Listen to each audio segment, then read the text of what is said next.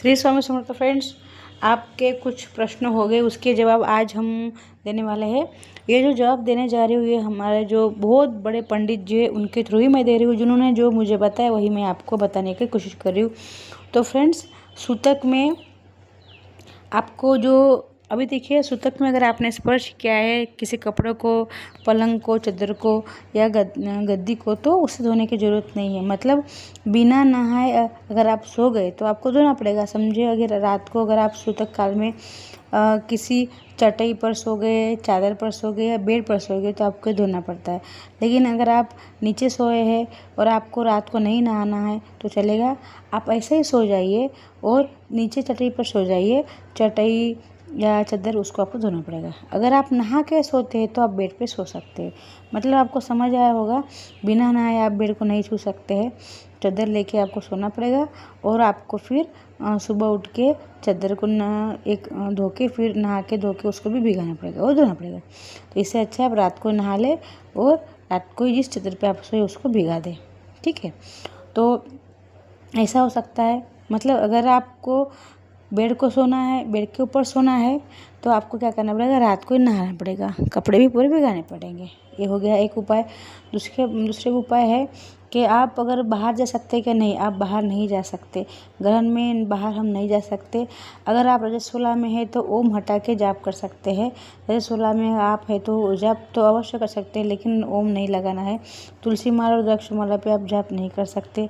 आप मन में ही ऐसे जाप कीजिए। पूरे दिन भूखे रहना अनिवार्य क्योंकि ग्रहण है। ठीक है, सत्यनारायण भगवान की पूजा आपको 12:30 बजे के पहले कर लेना है। माता लक्ष्मी का अगर आपके पास कलश आपने रखा है, अखंड दिया रखा है, तो वो चालू रहने दीजिए, प्रॉब्लम नहीं। लेकिन नया दिया आपको प्रगट नहीं जलाना है, पूजा पाठ नहीं करना है। सूतक काल में भी आपको पूजा पाठ नहीं करनी होती है। ज्योत अखंड है तो वो चलेगी, बुझाना नहीं है, लेकिन नया दीपक जलाना भी नहीं है। तो इस तरह से ग्रहण एक दुखदायी घटना होती है और दुखद फल हमको देता है। सुबह उठकर स्नान करें तो देखिए, आप सुबह उठ के स्नान करिए, इससे अच्छा है आपको रात को ही आप स्नान करें और बेड पे सो जाए। गीता जी का 7वां अध्याय आप पढ़ नहीं सकते, लेकिन सुन सकते हैं, वो फ़ोन में सुन सकते हैं। शास्त्र पढ़ने में मना किया गया, मोबाइल में सुन सकते हैं। रात में आप गुरु मंत्र का जाप कीजिए, ओम नमो नारायण का जाप कीजिए। इससे बुद्धि बढ़ती, दुर्भाग्य समाप्त होता है। और जो आपको अनाज दान करना है वो आपको निकाल के रख देना है, सूतक में निकाल के रख दीजिए। फिर ग्रहण काल में संकल्प लीजिए कि ये अन्न मैं इस दान करने वाली पक्ष के लिए, फिर चाहे तो गौ माता के लिए, किसी ब्राह्मण के लिए। पूर्णिमा का व्रत आपको करना है, 7 तारीख को करना है। और आपको अर्घ्य देना है, तो आपसे बोलेगा कि मुझे तो चंद्र भगवान को अर्घ्य देने के बाद ही मैं अन्न ग्रहण करती हूँ। तो आपको रात 1:30 बजे के बाद जाइए और शुद्ध बिंब का दर्शन करने के बाद आप उपवास छोड़ दीजिए। मतलब रात को तो आप खा नहीं सकते, लेकिन आप दर्शन कर सकते हैं। ठीक है, और 1-1:30 बजे के बाद आप अर्घ्य दे सकते हैं, लेकिन आप पानी कम पिए, क्यों तो बार बार पेशाब करने को जाने की नौबत है इसलिए। ठीक है, तर्पण लेडीज़ कर सकती है, कन्या भी कर सकती है। कुशा का आसन पर बैठे तो आप कुशा के आसन पर बैठे तो आप उसके ऊपर कुछ और आसन डाल के बैठिए। कुशा पवित्र होती है, कुशा धोने की ज़रूरत नहीं, लेकिन जो आसन आपने रखा है उसको धोना पड़ेगा। तो आपको शाम को पूजा नहीं करनी है और जिस आसन पे आप बैठे उसको आपको धोना है। मंत्र जाप करना है। इस तरह के घर का अन्न आप नहीं खा सकते, नहीं तो आपके 12 वर्ष का पुण्य उनको मिलता है।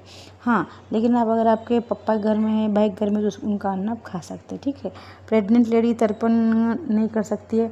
पक्षी को, गौ माता को, ब्राह्मण को आपको जो देने का रात को निकल के रख दीजिए। 6:30 बजे के पहले